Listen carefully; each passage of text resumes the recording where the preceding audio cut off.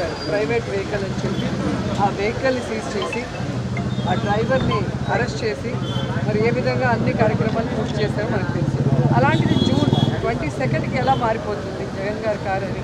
So Chandrababu Naidu, Lokesh, Pawan Kalyan and హోంమంత్రి గారు వీళ్ళందరూ కూర్చొని ఏమీ చేయలేక ఈరోజు జగన్మోహన్ రెడ్డి గారి మీద ఈ విధమైన ఒక ఫేక్ వీడియోని రిలీజ్ చేసి వాళ్ళు మాట్లాడటమే కాకుండా ఈరోజు షర్మిల గారితో ఇంకొకరితో కూడా మాట్లాడిస్తున్నారంటే జగన్ గారిని చూసి ఎంత భయపడుతున్నారు, జగన్ గారి వెనక వచ్చే జన సమూహాన్ని చూసి ఎంత భయపడుతున్నారో ఇప్పటికైనా అందరూ అర్థం చేసుకుంటున్నారు.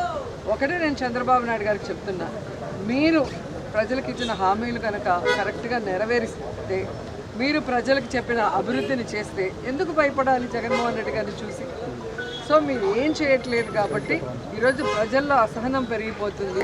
ఈరోజు వెన్నుపోటు దినం రోజు ఎలా ప్రజలంతా బయటకు వచ్చి రోడ్డు మీద నడిచారో మీరు చూశారు.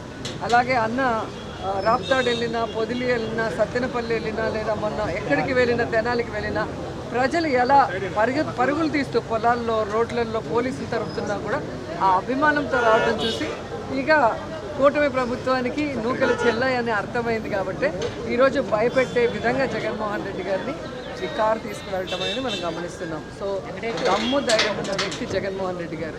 వీళ్ళు కారు తీసుకెళ్తే భయపడి ఆగిపోయేవాడు కాదు. ప్రజలకు ఒక కష్టం అంటే నిలబడతాడు, కార్యకర్తకు ఒక కష్టం అంటే నిలబడతాడు, పోరాడతాడు. అన్న వెనక మేమందరం సైనికులు.